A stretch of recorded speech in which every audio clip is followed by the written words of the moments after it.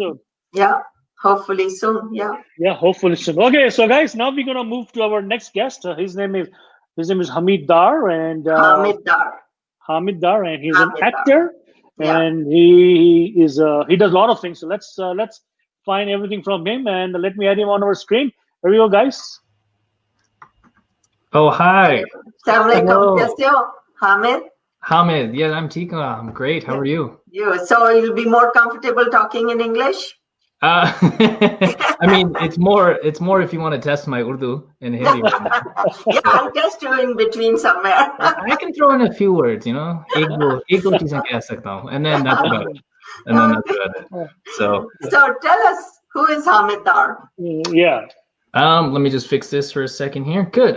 Well, Yeah. I'm an actor. I also am a trained cognitive scientist, and I try to blend both the science and the arts together in sort of my creative work. That's really what it means to me. So I'm on this journey in life, just like everyone else, trying to do my best to understand the world around us. And I use 2 points of views to understand the world. I understand the world from a scientific point of view, the empirical, objective point of view, and then I try to understand the world through the embodied point of view, and that's where acting comes in.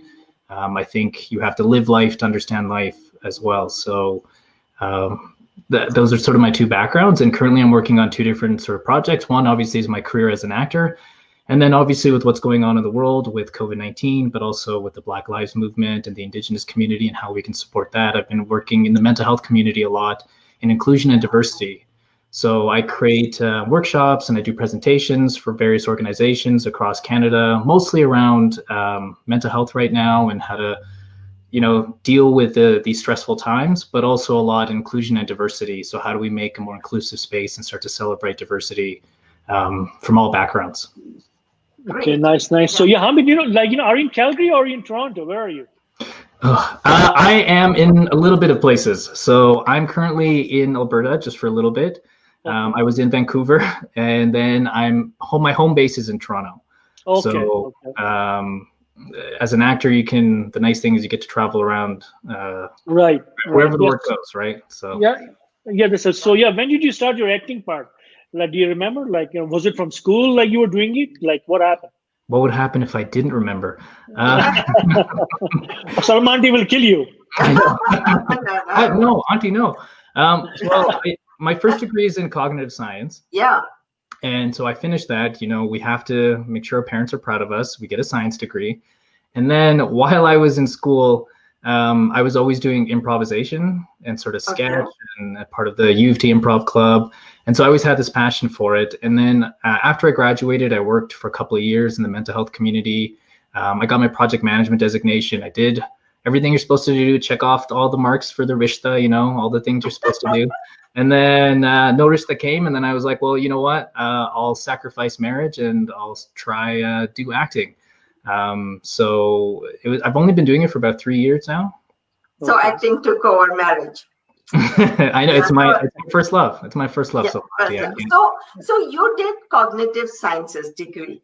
Mm-hmm. So where this kida of acting came along, how did that happen? My mom. That's I mean, I always say, we take on our parents' characteristics, and we have our, genes passed down from parents to parents, and so I have to blame somebody. And your mom, was she involved? No, she well apparently I just found this out. She used to do plays way back, like when she was in grade 9 or 10 or something in Pakistan. Oh, I see. Okay. And so she's a very extroverted and bubbly person. I know her. Yeah. So you know her. She's super lovely. She likes to be the life of the party. She is. Yeah. And so I must have gotten that extroverted optimism on life from somewhere. And then then it just the kernel just came from the passions. I seeing some people on stage and on screen, and being moved by the shows I'd watch and things like that. So I don't know. It's hard. Kudrati, right? Who knows? Yeah. So anybody else in the family has got that kind of a passion towards drama and acting? Anybody other than you? No. Okay, only you are doing it. Yeah. Maybe they have the passion. I don't know, but they haven't explored it. Maybe like I you. I do have a cousin who works in the arts as well, so Okay. maybe, but most everyone went down the engineering path or the business path or the medical path, basically making money, having a good life by being able to afford a house. So I decided not to do those things. So Okay. Yeah. So, because of the COVID, so what changes kind of, it came to your life because of the acting as well as like a mental, like the one you're doing on a mental side. totally, that's a great question. Well, the industry shut down immediately, Yeah. right? Basically, what was it, March 14th, we started to hear Yes. about it. March 26th, 27th, it just became a reality and nobody wanted to take risks. So I was in Vancouver at that time, and I was ready to do a project in Toronto called the Mahabharata with the Mhm. Shaw Festival, directed by Ravi Jain, who's an acclaimed Canadian director. And I had this whole thing. I had this job set up. I went to Vancouver, did some work there, and then all of it went away. Everything got shut down. And so part of the reason I'm in Calgary is because I have nowhere else to go. So, but then also in the mental health, I think, so the research shows that whenever a person goes through change, they actually go through grief. So even if the change is a good thing, there's a period in time where we have to transition into this new normal. And that new normal is hard. It's difficult. It's not easy.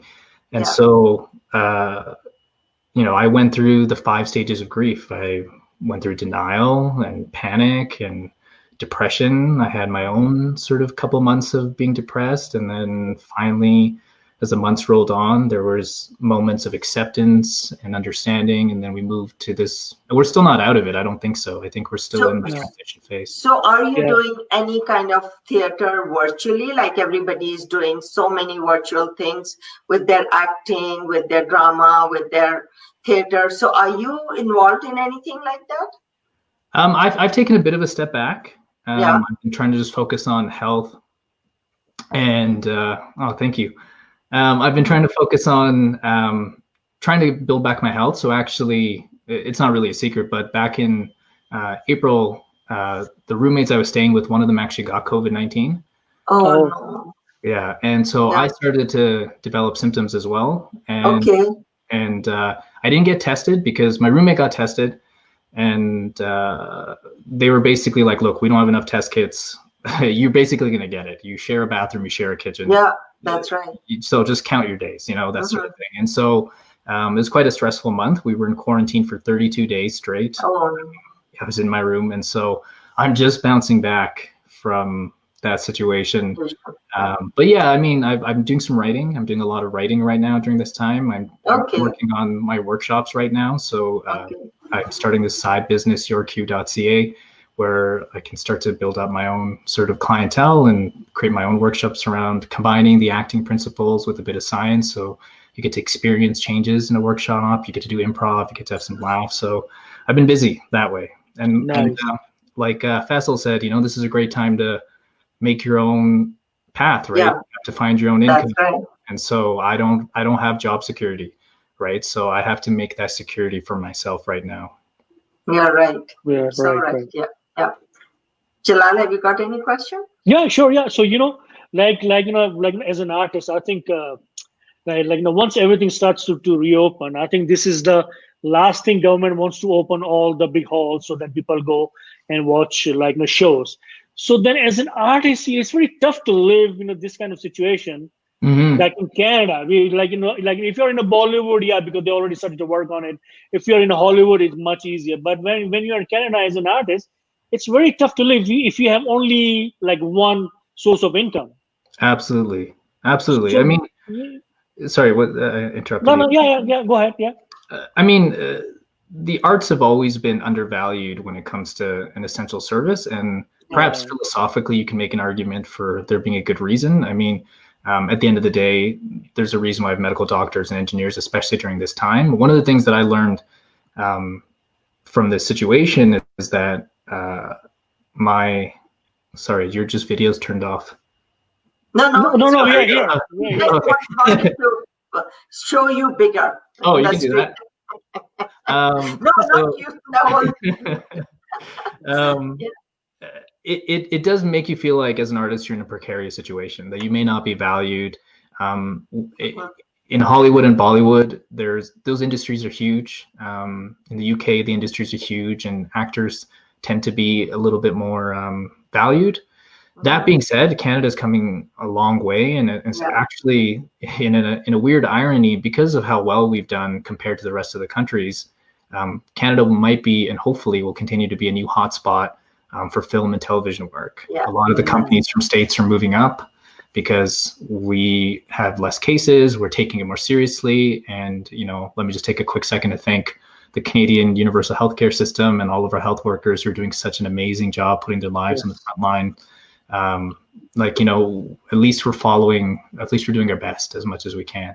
And that's making a huge difference across industries. We're starting up faster than many countries where different provinces are different levels, but that Canadian spirit of kindness and Yeah.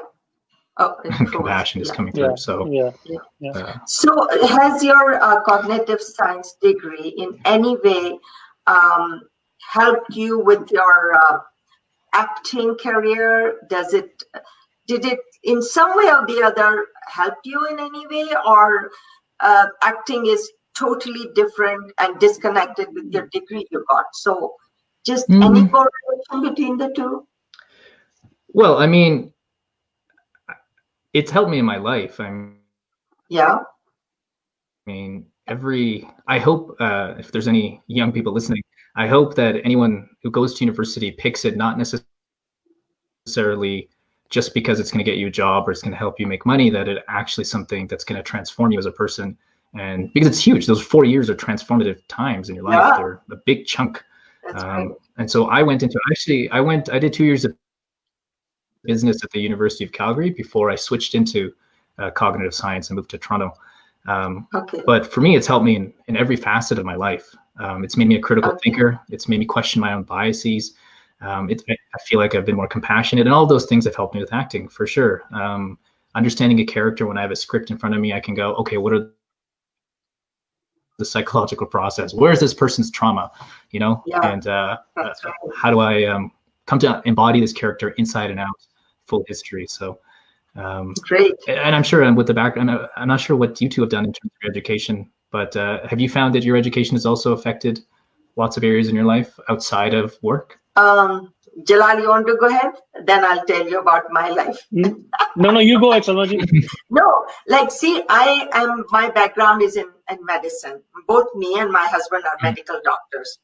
I just did a lot of volunteer work in medicine because I didn't want to pursue it as a work because my husband is a workaholic. He was traveling a lot. We had 3 children and all that. But I would say somehow the other, yeah, you are right that I became a professional artist after. And my medical thing has helped me in so many different ways in my life. And you're right that, like using King and there are a lot of ways that you can connect your education to your future, whatever you want to do in life. And education always helps, whatever background it could be. So yeah, of course, yeah, there is some connection every time, there is always some connection. So education is very important. No matter what, you could be changing your careers. The longevity has increased. You can go for 4 years of this being an engineer. You can go for 4 years being a lawyer, and you can go 4 years being something else because you have health and you are long life, and then you can do so many different things, and that is okay to do that. Yeah, I agree with that. And this radio thing has made me meet so many people like you, and that has added so much to our it's been amazing. You guys are pretty much actors too. Yeah. you guys are pretty much actors. You guys put yourself. Yeah, that's right. So it's amazing, like how many people we have met through our radio, And of course, we used to meet them personally before COVID started, but we are so happy that we can do it virtually and meet people like you who maybe we wouldn't have met. So there are so many facets of your education where there's like a puzzle. Some piece of this education fits into this piece of your life. So of course, everything kind of somehow or the other is connected. So Jalal, now you go ahead. Yeah, I'm an accounting guy. Actually, I play with the numbers. But for last 10 years, when I started the radio, I think it's a completely different thing. Like we meet, we just had a Faisal Karmali from basically kind of economy guy, economist. So you're an actor. So we meet or talk to like sports people, politician, doctor, or dentist, or artist, or performer, singer, everyone. And then, somehow, we don't even look at our question anymore. We don't even write our question anymore. It just comes to us. So I think it just gives you kind of the confidence, and the way you talk to people. For us it's very easy now. Because we get guests. We get so many guests. Okay, so what you're gonna ask us? I said I don't know. So I'm just gonna go with the flow. Whatever you ask, whatever you answer me, I will get my question from your answer. And that's what we do. And so my accounting at this one, of course, it's a completely different. But the way you talk to people with the respect and humility, that makes a big difference. I think it shows kind of energy on our show as well. Everyone wants to come on our show, alhamdulillah, and everyone wants to come, and then they feel like a home. They don't feel like we have something special voice or tone we have, when we are on the radio. No, we are just normal people, just like you. We don't do anything special. But I think the passion we have, whatever you do in life, you need a passion. But passion for this thing, I think it just surpasses everything. I think give us so many contacts, and people knows us, even though we don't know them. But people knows us, just because of this show. So I think my job, it helps. Yeah, of course it did help, because I meet so many different people now. Like all kinds of people, not only accounting people, but all kinds of people, from dentists to politicians to sports personality. So I think it helps the way you talk to them, give them respect. Yeah, and I think the one thing like on our live show, there is no dull moment. You have to talk someday. We cannot keep it going. We cannot take a stage. We cannot even take a 10-second break, because you have to keep talking. Yeah, you know what I mean? Yeah, so absolutely. I think that gives us kind of edge as well. If someone asks me anything anytime, I'll have an answer. Well, doesn't matter or you say, Salman, do you go first? So yeah, exactly. Yeah. So so we do this kind of thing, and I think we cover it. And me and Salmaji, like in chemistry, I think it's really good. She knows what I'm gonna say, or then I know what she's gonna say. Yeah, it's so we cover each other very as well. Yeah. So we know chemistry. We work really well together, and we know what is coming and what we are going to talk, what is happening. So it's been a really good partnership between two of us. It's been more than 7 years we have been running this radio. Yeah. And we have met. It's been really fun, and we meet. I was visiting your mutual friend of your mom and mine, and I was there just for hardly 15 minutes, and mom was there, and then she just said, I said, yeah, of course. We will invite him as soon as I see there is an opening there. And I talked to Jalal, and Jalal said, yeah, we have an opening this Tuesday. And it just worked out so well. And look, here we are talking to you. So this is what we are. Like, we would love to have new people on our radio, so that people come to know you, and it doesn't become boring and monotonous. Then we are doing the same thing. We never like to do the same thing. And all fields of life, we get people, so that it's interesting for this sector of this group of people. And so this is how it goes. Right. So now, coming to you now. So during this COVID-19, you are connected with mental health and all that. You were talking about workshops and all. So do you think COVID-19 has impacted what sector of age group has it really it has impacted? Do you have any idea? It's froze again. So there's two fascinating but also terrible aspects of COVID-19 that's affecting all of humanity right now, which is the physical threat, right? And that has a specific age group for sure, right? Yeah. Obviously, the older generation and those who have immunodeficiencies or immunosuppressed, individuals at most high risk, the vulnerable sector, minorities, individuals with low income. So there's lots of different sectors in which COVID-19 has physically been quite threatening, right? And then due to the income disparity and sort of the just the malaise of power hierarchies in our world right now, there's the effects of a disease like this, and we see it throughout history, from the bubonic plague to the flus in the 1900s. It always affects individuals who have the least means to take care of themselves. Yeah, that's right. And so, and that's the unfortunate hard part about this. Many of the organizations I work with are individuals who have jobs. And so if you have a job right now, you're in an incredibly privileged position right now, right? Yes. So it means two things. You're healthy and wealthy enough to continue to work. So that's, and it's not to take away from that. It's just to recognize the difference in privilege. In terms of the other terrible aspect of COVID-19 is that it has an existential threat.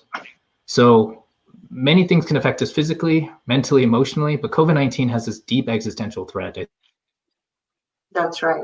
I think a lot of people are taking this time thinking about, what does my life mean? What is my purpose? A lot of people are connecting to their families and loved ones more, and they're realizing the importance of simple pleasures in life, right?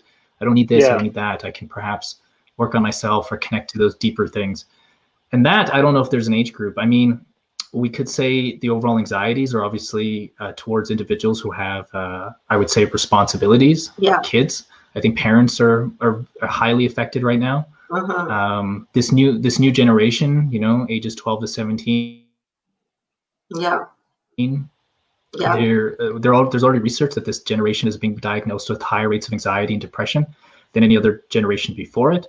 Now, of course, in our generation, and maybe even in your generation, we never really talked about mental health. It wasn't a common thing. I know in the Pakistani Indian community, we don't really, do the magme, right? You just keep it in your brain. So, and that's unfortunate, right? I would love for our communities to be more open about this stuff, because it's, India is one of the highest rates of suicide in young men across the world. And Pakistan's right there, right behind it, right? So, and COVID-19 is exacerbating all of that. It's making it worse. It's making it worse for everyone across the ages, right? So, it's in the mental health world, it's going to be kind of like, this is going to be like when we had like pre 9/11, post 9/11, the world is going to be the same thing. It's going to be you're right. Pre-COVID and post-COVID. Yes. And what's the future for Hamid now? What's your future project? What are you thinking? And are you going to move again? I think you will in about 14 days or so. So what's the future for Hamid now? Let's hope I get lots of opportunities and I get booked for something. So that's the future. I mean, I'm currently auditioning. I'm working on some projects. I'm inching my way back to Toronto, where I've sort of built a little bit of a home and things like that there. And so hopefully something like that will come up. I have a couple of projects on go that I can't talk about just right now, because you never know if things, so until they're fully official. So I will hopefully let you know about that. And, but right now, I'm just taking everything day at a time. So it's, actors always worry about the future. And it always feels like you don't have a lot of control. So do you see yourself, about this Pakistani actor, Ahad Raza Mir?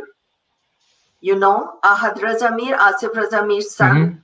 Asif Raza Mir's son? Ahad. Do you know? Isn't it Asif Raza Mir's beta or son or something? Son. So he was brought up in Toronto. He hardly knew any Urdu because and he went to Pakistan, right?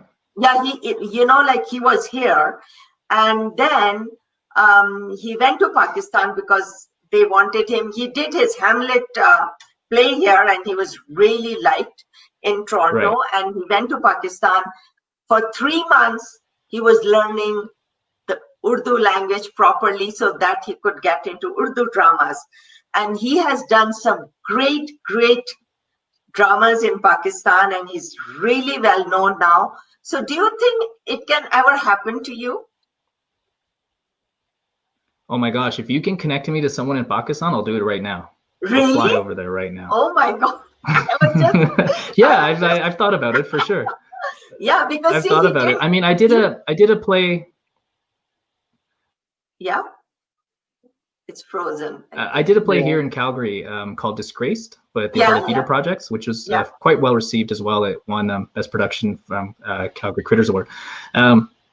But I'm working my way up. I mean, this is my 4th year in, so I'm trying to get better and better, and hopefully get some more stage opportunities. But yeah, I mean, I have looked at the Pakistan.